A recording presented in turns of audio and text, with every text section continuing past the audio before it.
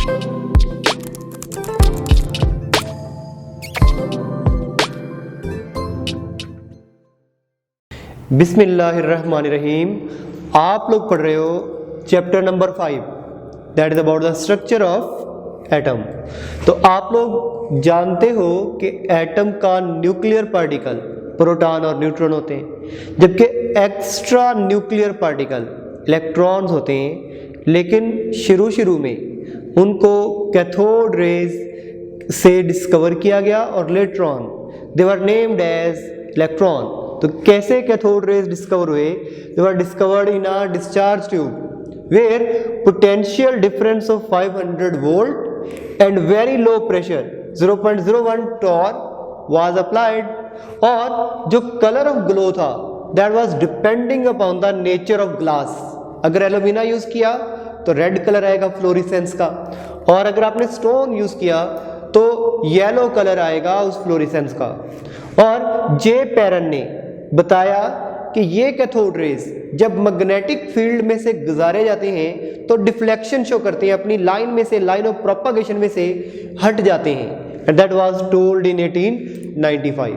Later on J Thomson ने बताया कि ये इलेक्ट्रिक फील्ड में भी डिफ्लेक्शन करते हैं and they are bend toward positive plate. इसका मतलब they carry negative charge and that was done in 1897।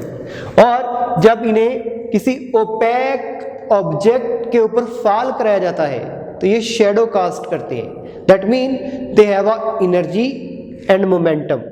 और ये एक्सरे प्रोडक्शन भी करते हैं, ये उसके अंदर यूज होते हैं। और ये दूसरे एटम को आयोनाइज भी कर सकते हैं, उनके अंदर चार्ज प्रोड्यूस कर सकते हैं, उनके अंदर इलेक्ट्रॉन को रिमूव भी कर सकते हैं। और इनकी अच्छी खासी पेनिट्रेटिंग पावर होती है और रिड्यूसिंग इफेक्ट काज करते हैं, जो कि दूसरे एटम के अंदर ऐड होते हैं तो रिड्यूसिंग इफेक्ट काज करते हैं। और E/m value of cathode rays is equal to E/m value of electron. इसलिए Stoney named cathode rays as electron, और इनकी वजह से एक केमिकल रिएक्शन भी कैरी होता है। ये सारे के सारे MCQs हैं। देन इसके बारे में एक MCQ पूछ लेता हूं कि E/m value of cathode raise depend upon, cathode rays की E/m वैल्यू किस चीज के ऊपर डिपेंड करती है? क्या मास ऑफ गैस के ऊपर? नहीं। नेचर ऑफ गैस के ऊपर? बिल्कुल भी नहीं। नथिंग, किसी चीज के ऊपर डिपेंड नहीं करती। बिल्कुल सही, किसी चीज के ऊपर डिपेंड नहीं करती। या फिर कंपोजिशन ऑफ ग्लास के ऊपर डिपेंड करती है? नहीं। क्यों? क्योंकि किसी भी एटम का इलेक्ट्रॉन हमेशा एक जैसा होता है, not depending upon the mass. मतलब अगर किसी के अंदर 2 इलेक्ट्रॉन है, किसी के अंदर 3 इलेक्ट्रॉन है, किसी के अंदर 5 इलेक्ट्रॉन है, तो हर इलेक्ट्रॉन एक जैसा ही है। Then canal rays, canal rays को पॉजिटिव रेज और आज प्रोटॉन कहते हैं हम। And they were discovered by Goldstein and they were also discovered in a discharge tube. और as they pass through holes of cathode, that's why they are called as canal rays. Holes को canal बोल रहे हैं, तो holes में से गुजर जाते हैं, मतलब कैनाल्स में से गुजर जाते हैं, तो कॉल्ड एज कैनाल रेज। और परफोरेटेड कैथोड होती है, मतलब सुराखों वाली कैथोड होती है। And they also show deflection in magnetic field, they bend toward negative plate. Electric field के अंदर ये नेगेटिव प्लेट की तरफ बेंट हो जाते हैं, that mean they carry positive charge. और फ्लोरिसेंस लाइट प्रोड्यूस करती हैं when they strike on the zinc sulphide plate. इसके ऊपर जब फॉल करेंगे तो फ्लोरिसेंस लाइट प्रोड्यूस करेंगे। और E/m value is always smaller than electron. बड़ा टेक्निकल पॉइंट है। क्यों?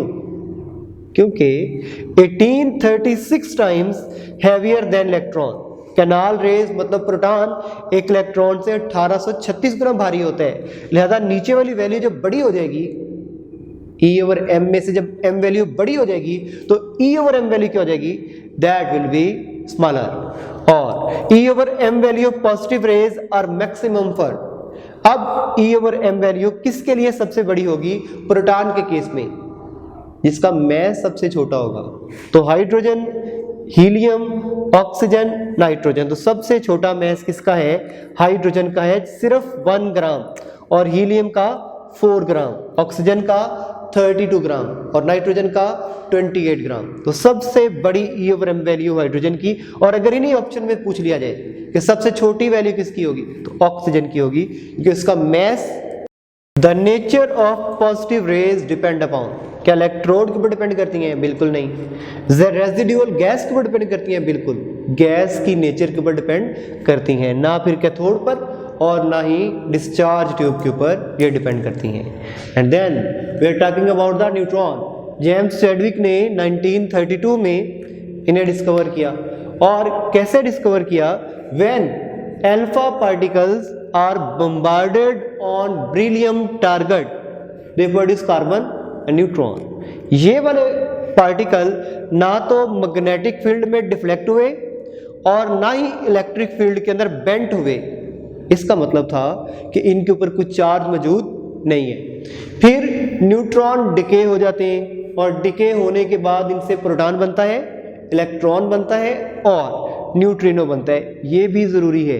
इसका मतलब हुआ कि इन तीनों को अगर ऐड करें तो न्यूट्रॉन बनता है। मतलब न्यूट्रॉन का मैस प्रोटॉन, इलेक्ट्रॉन और न्यूट्रिनो से ज़्यादा है और ये आयोनाइज नहीं कर सकते, किसी गैस के अंदर चार्ज प्रोड्यूस नहीं कर सकते। And they are very strong penetrating in nature.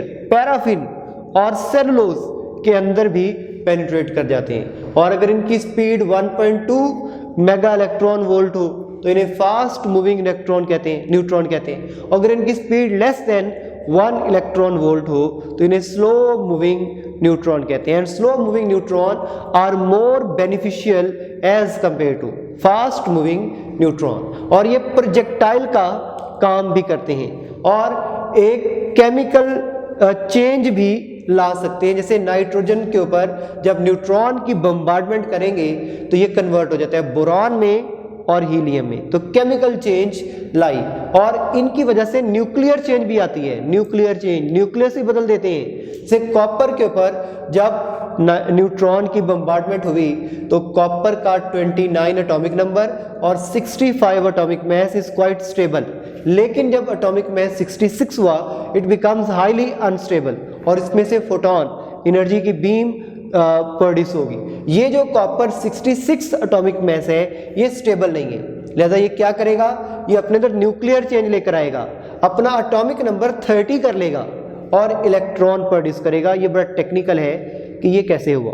ये न्यूट्रॉन था ना, तो न्यूट्रॉन टूट गया प्रोटॉन में और जब प्रोटॉन में टूटा तो इसका एटॉमिक नंबर 29 से बढ़कर 30 हो गया और साथ में एक इलेक्ट्रॉन प्रोड्यूस हुआ। तो here is a nuclear change. और अल्केमिस्ट, अल्कीमी जो केमिस्ट्री की ब्रांच है जिसमें पहले लोग मानते थे कि इन्फीरियर मेटल को सुपीरियर मेटल में, जैसे आयरन को गोल्ड में कन्वर्ट किया जा सकता है, तो उनके लिए जो टारगेट था, उनके लिए जो एक क्लू था वो ये था। वो कहते हैं जब कॉपर जिंक में चेंज हो सकता है तो आयरन गोल्ड में क्यों नहीं।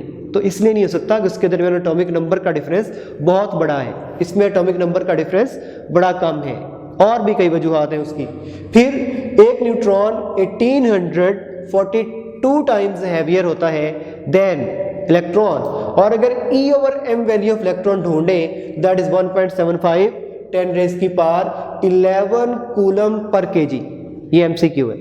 अगर केजी की बजाय ग्राम में पूछ ले तो ये वैल्यू हो जाएगी 10 रेज की पावर 8 और अगर मिलीग्राम में पूछ ले तो ये वैल्यू हो जाएगी 10 रेज की पावर 5। और ये एम कैट और ई कैट में क्वेश्चन पूछे जा चुके हैं, यूनिट चेंज कर देता है वो।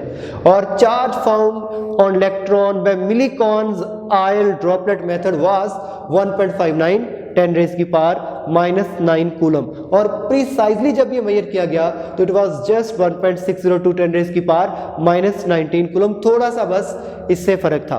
और mass of electron was 9.1 10 raise की पावर -31 kg। ग्राम में अगर पूछ ले तो ग्राम में हो जाएगा -28 ग्राम। और अगर मिलीग्राम में पूछ ले तो ये हो जाएगा 9.1 × 10 रेज की पावर -25 मिलीग्राम।